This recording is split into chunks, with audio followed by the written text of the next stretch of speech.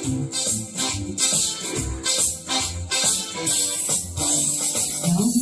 informasi semua tentang buku, jangan kemana-mana, cukup di sini aja. Kupas tahu, kupas tuntas tentang buku. Kupas tahu, kupas tuntas tentang buku. Hai Sobat Hukum, jumpa lagi dengan kami, para penyuluh hukum pada kantor wilayah Kementerian Hukum DKI Jakarta. Perkenalkan, saya Sony Andika Pratama. Pada episode Kupas Tahu kali ini, kami akan membahas tentang merek. Merek merupakan salah satu dari hak kekayaan intelektual. Pada tahun 2023 merupakan tahun merek, dan di tahun-tahun mendatang, merek akan sangat banyak sekali pendaftarannya. Untuk itu diperlukan sosialisasi merek yang secara masif. Pada episode kali ini, di samping saya sudah ada Ibu Tri Puji Rahayu, penyuluh hukum ahli media pada kantor wilayah Kementerian Hukum dan HAM, yang akan menjelaskan tentang merek. Selamat pagi Ibu, boleh dijelaskan tentang apa definisi dari merek? Ya, makasih Pak Sony. Pada kesempatan kali ini, saya akan menjawab pertanyaan Pak Sony tentang definisi apa merek itu. Yang kita ketahui, merek adalah tanda yang dapat ditampilkan secara grafis berupa gambar, logo, dan nama. Bisa kata, bisa juga huruf, bisa angka, atau susunan warna-warna ya, dalam bentuk 2 dimensi atau 3 dimensi. Juga bisa berbentuk suara, hologram, atau kombinasi dari 2 atau lebih unsur tersebut. Misalkan untuk membedakan barang atau jasa yang diproduksi oleh seseorang atau oleh badan hukum untuk kegiatan perdagangan atau jasa. Itu definisi daripada merek menurut pasal 1 ayat 1 pada Undang-Undang Merek nomor 20 tahun 2016. Itu mungkin Pak Sony. Dalam konteks perdagangan dan jasa, itu merupakan bidang yang sangat luas sekali. Untuk itu, bisa Ibu jelaskan tentang ruang lingkup dari merek dalam mendukung bidang perdagangan dan jasa? Ya, makasih Sony atas pertanyaannya ya. Bagus sekali nih pertanyaannya. Memang ini yang sangat mendasar sekali yang ditanyakan daripada UMKM jika dia ingin mengembangkan merek yang akan dia daftarkan ya. Biasanya dia yang menanya juga. Ini ruang lingkupnya. Di sini ruang lingkup merek itu terbagi menjadi 2 Mas. Yaitu ruang lingkup yang satu itu merek dagang, di mana itu merek yang digunakan pada barang yang diperdagangkan oleh seseorang atau beberapa orang secara bersama-sama atau badan hukum untuk membedakan dengan barang jenis lainnya. Misalkan ya, kita menyebutkan ya, seperti yang kita tahu ada minuman Sprite, Marlboro, gitu, Oreo. Itu kelas mereknya kita harus tahu juga. Jadi merek dagang itu ada kelasnya itu. Misalkan di kelas merek itu terbagi, kalau merek dagang itu biasanya dari kelas 1 sampai kelas 34. Kemudian ruang lingkup yang kedua. Ruang lingkup yang kedua adalah merek jasa. Merek jasa di sini adalah merek yang digunakan pada jasa yang diperdagangkan oleh seseorang atau beberapa orang secara bersama-sama atau badan hukum untuk membedakan dengan jasa sejenis lainnya. Misalkan kayak kita tahu nih masalah kayak Primagama itu tentang bimbel ya, sekolah tuh. Kemudian apalagi transportasi, misalkan Garuda, itu juga jasa. Dan yang lainnya ya, itu dia termasuk di kelas berapa Mas? Dari kelas 35 sampai kelas 54. Jadi kelas jasa tuh ada di kelas 35 sampai 54. Mungkin itu bagian lingkup yang akan dipelajari kita tentang merek. Ada 2. Oh baik, tadi Ibu sempat mengungkapkan tentang UMKM. Sebenarnya fungsi dari pendaftaran merek itu bagi UMKM apa? Oh ya, fungsinya itu sangat berfungsi sekali. Ya ada 4 fungsi Mas di sini. Fungsi dari pendaftaran UMKM ya. Satu fungsinya adalah sebagai tanda pengenal, di mana dia memperkenalkan bahwa merek yang dia punya itu berbeda dari merek yang lainnya. Kemudian sebagai alat promosi untuk dia menjual hasil apa produk yang dia sampaikan kepada masyarakat atau misalkan kepada media ya, atau kayak Gojek itu kan kita melalui media ya, media dari HP ya, online itu juga bisa promosinya. Kemudian sebagai jaminan atas mutu barangnya, dia fungsi juga untuk jaminan bahwa barangnya ini bagus nih. Kemudian 4, menunjukkan asal dari mana barang atau jasa yang dihasilkan. Misalkan barang ini kelihatan nih mereknya siapa, ini barangnya dihasilkan oleh merek ini. Kemudian jasa ini, catering siapa misalkan ya, jenis catering, rumah makan mana gitu. Itu ada juga dihasilkan dari rumah makan yang bersangkutan siapa. Itu jadinya Mas, untuk menunjukkan. Nah, jadi keempat itu fungsi daripada merek itu. Baik. Memang kalau misalnya orang menggunakan produk yang sudah ada mereknya, kita juga merasa aman ya Bu ya? Iya. Lebih merasa aman. Karena di situ ada sertifikasi daripada Kemenkumham di dalamnya. Namun perlu juga saya ingin mengetahui sebenarnya apa manfaat hak eksklusif pada penerima merek gitu? Ya, di sini ada hak atas merek yang merupakan sebagai hak eksklusif dari pemegang hak tersebut ya Do. Dia bisa merupakan hak yang sangat pribadi bagi pemilik mereknya ya. Dia bisa menggunakan mereknya itu sendiri dalam berdagang, kemudian dapat memberikan izin kepada pihak lain untuk menggunakan sebagaimana yang sudah dia sepakati memberikan izin. Jadi itu mungkin mendapatkan royalti juga. Itu hak eksklusifnya. Oh baik, itu sangat luar biasa berarti ya benefit dari kepemilikan merek ini ya, selain meningkatkan trust dari masyarakat juga. Iya. Tadi Ibu jelaskan tentang hak eksklusif daripada pemegang merek. Ternyata benefit dari merek itu banyak sekali ya, terutama untuk meningkatkan trust pada masyarakat ya. Namun bagaimana kalau sobat hukum pada Kupat Tahu ingin melakukan pendaftaran merek, atau bagaimana kita mencarinya? Bisa tolong Ibu jelaskan? Oh, siap. Nah, ini akan saya sampaikan ya kepada sobat hukum dimanapun berada. Jika ingin mengetahui atau mendaftarkan merek yang sobat Kupat Tahu dimanapun berada, bisa dengan tata cara pendaftarannya seperti ini.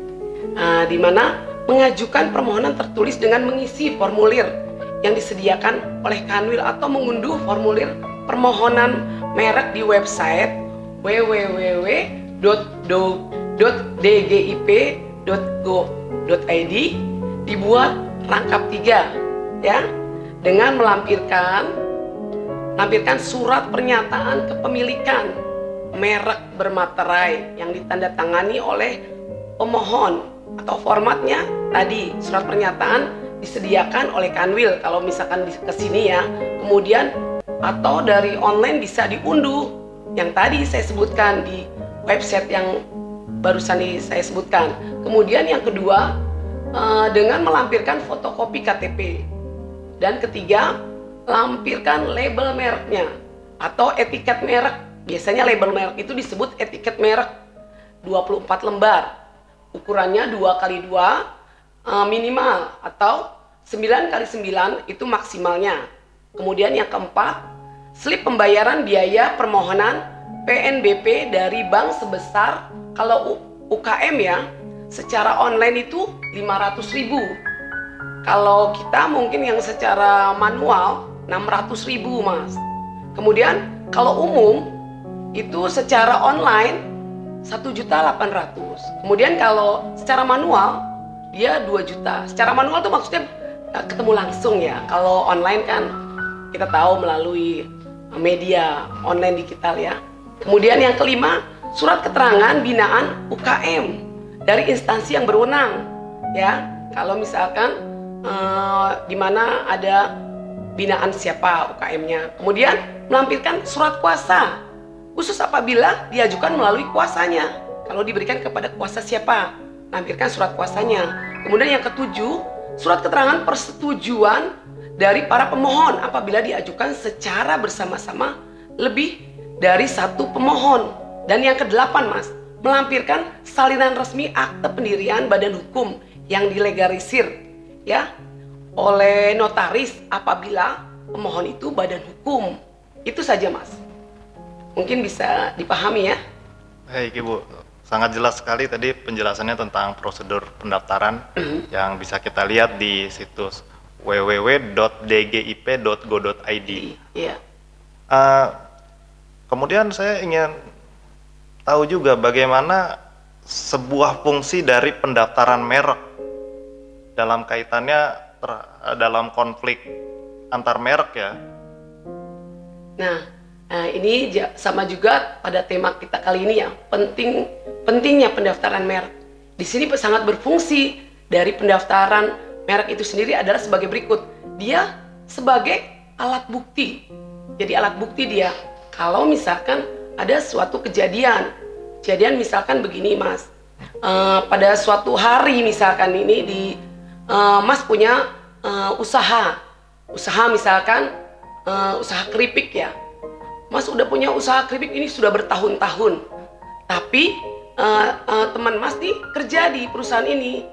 Kemudian teman Mas karena melihat usaha Mas maju, mereka juga membuat usaha keripik. Tapi usaha Mas ini yang sudah bertahun-tahun tidak pernah didaftarkan. Kemudian kalau temannya Mas itu baru usaha dalam 1 tahun, karena dia mendaftarkan, kemudian dia laris manis. Tapi Mas karena merasa dirugikan dengan merek yang sama, dia daftarkan seperti yang Mas usahakan, itu di pengadilan yang menjadi pemenang jika Mas mengajukan tuntutan, itu yang menjadi pemenang temennya Mas yang usahanya didaftarkan ke DJKI. Karena kenapa? Mereka sudah terdaftar, itu ada sebagai alat bukti untuk proses nanti pengajuan di sidang. Itu, Mas. Kemudian yang keduanya sebagai dasar untuk menolak permohonan merek orang lain. Nah, itu dia tadi. Setelah mereka mengajukan tuntutan, bisa menolak. Oh, saya mereknya ini terdaftar, jadi tidak bisa kalau Anda mau menuntut saya memakai merek Mbak, sedangkan saya sudah ada terdaftar, merek Mbak belum terdaftar. Itu. Dan ketiga, mencegah orang lain untuk menggunakan merek yang sama. Nantinya, kedepannya mereka yang tadi yang sudah mendaftarkan itu tidak bisa menggunakan mereknya yang sama. Walaupun dia usahanya sudah bertahun-tahun, tapi karena tidak mendaftarkan, karena teman Mas, walaupun setahun tapi sudah mendaftarkan, yang berhak mereka yang memenangkan. Nah, itu mencegah orang lain untuk menggunakan, jadi tidak bisa menggunakan merek dia. Akan ada sanksi nanti kalau dia mencekal mereknya digunakan. Itu, Mas. Oh, jadi artinya pada saat persengketaan antar merek terjadi pelanggaran dan ada sanksinya yang juga diatur dalam undang-undang merek, yang artinya dia berimplikasi secara pidana dan perdata begitu ya Bu ya? Iya. Sebenarnya apa yang pelanggaran yang terkait merek? Ini sudah ada nih di Undang-Undang Merek ya, nomor 20 tahun 2016 ini.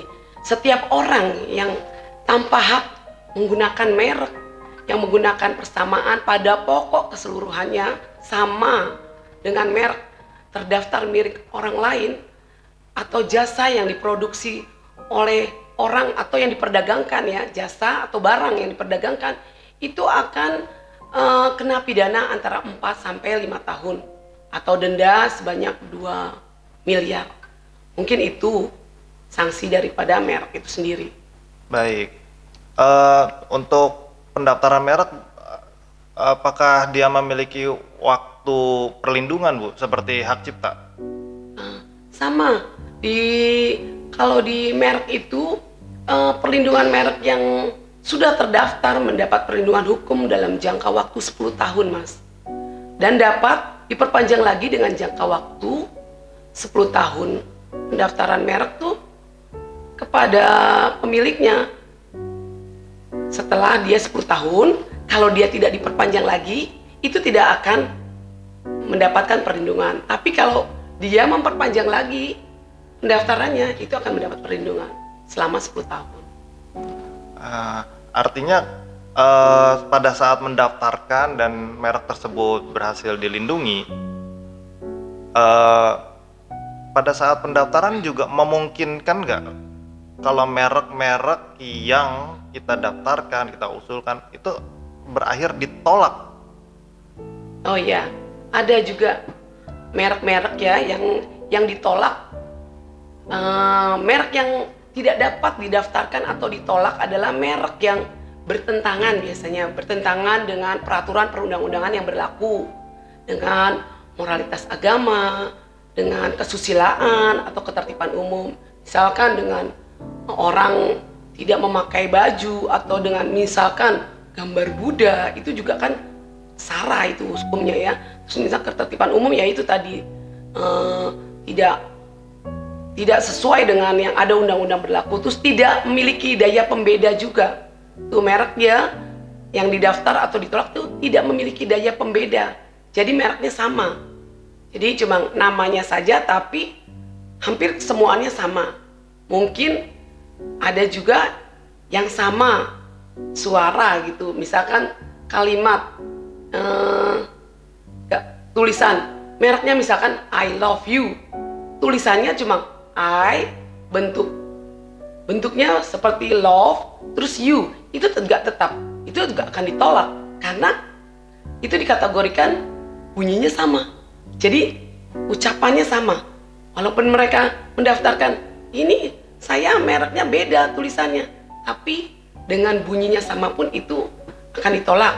Terus menjadi milik umum ya, tidak menjadi milik umum ya. Kalau dia tidak telah menjadi milik umum tuh, kalau sudah menjadi milik umum itu tidak dapat dikabulkan mereknya, dan merupakan keterangan yang berkaitan dengan barang atau jasa yang dimohonkan oleh pendaftar sebelumnya. Jadi itu akan ditolak. Jadi dia pas lihat ternyata di dalam pangkalan data di JKI itu ada, setelah dicek ternyata ada nama mereknya, berarti dia tidak bisa. Mungkin itu saja Mas. Dalam kaitannya kan kita juga melihat ya ada yang didaftarkan dalam hak kekayaan intelektual indikasi geografis Bu. Iya. Dan itu sudah ada namanya juga. Apakah kalau kita memberikan merek dengan nama yang sama dengan indikasi geografis yang sudah terdaftar, apakah merek pendaftar akan ditolak juga? Sama itu Mas, itu kasusnya juga sama. Penggunaan tanda yang diindikasikan sebagai indikasi geografis itu seperti kata-kata kupu-kupu bola dunia, merupakan merek yang digunakan oleh pemilik merek. Kupu-kupu bola dunia kan biasanya sudah terkenal itu bola dunia ya, yang umum dipakai di misalkan merek buku, merek kertas gitu ya. Terus kata kopi Bali berikut dengan gambar pulau Bali merupakan perlindungan indikasi geografis, itu nggak bisa itu. Jadi kita nanti akan ditolak juga. Sama. Baik. Untuk permulaan pendaftaran merek, apakah ada tips-tips khususnya Bu yang bisa dibagikan kepada sobat hukum pada channel Kupat Tahu ini? Oh, ada. Jadi ada pendaftaran merek yang dapat diajukan ke DJKI, ada tipsnya agar terhindar dari keputusan untuk mendaftar atau menolak permohonan tersebut, agar terhindar dari keputusan penolakannya. Pemohon dapat melakukan tahapan seperti di bawah ini ya, yang sebelum mendaftarkan merek lebih awal, klasifikasi barang maupun jasa yang berkaitan dengan pendaftaran merek menjadi 45 ini kita harus tahu dulu. Jadi sebelum mendaftar merek yang kita punya, misalkan kita punya di merek, gimana nih caranya kita mau daftarin merek? Satu tahapan mungkin penelusuran penelusuran mandiri yang dapat dilakukan adalah membuka laman pangkalan data, yaitu PDKI Indonesia dgip.go.id. Situ di sana ada, Mas. Nanti di sana kelihatan, bisa memilih mereknya, nama merek yang mau Mas daftarkan apa gitu. Ada nggak? Mas punya merek nih namanya. Dilihat situ, di situ banyak merek. Jadi kalau di situ ada nama merek Mas, berarti itu tuh nggak bisa. Itu merek-merek yang sudah terdaftar di sana. Kemudian baru pencarian berstruktur mereknya. Ya, tadi kan udah cari, pas dibuka ya, pas kita udah buka laman dgip.go.id di pangkalan data DJKI, kemudian dilanjutkan pemilik merek tuh melakukan pendaftaran. Dengan melakukan hal tersebut ya, setelah udah tahu nih, dicek kan nggak ada, baru bisa melakukan mereknya, mengunduh permohonan yang tadi disebutkan dari awal tata cara itu. Baik, terima kasih Ibu Puji. Tidak terasa sudah lebih dari 20 menit kita berdiskusi dalam acara Kupat Tahu. Kita dapat berjumpa lagi di lain waktu. Untuk Sobat Hukum pada channel Kupat Tahu, demikian penjelasan dari Ibu Puji. Yang bisa saya simpulkan adalah bahwa untuk pendaftaran merek itu bisa dilakukan di www.dgip.go.id, atau bila masih ada keterangan yang belum jelas bisa datang pada kantor wilayah Kementerian Hukum dan HAM. Di sini kami membuka layanan untuk konsultasi pendaftaran merek. Semoga pembahasan kita dapat memberikan informasi bermanfaat untuk kita semua yang secara khusus melakukan pendaftaran merek dan mendukung perdagangan di Indonesia serta pemberian jasa di Indonesia. Cukup sekian dari saya. Kami akhiri episode Kupat Tahu kali ini. Salam.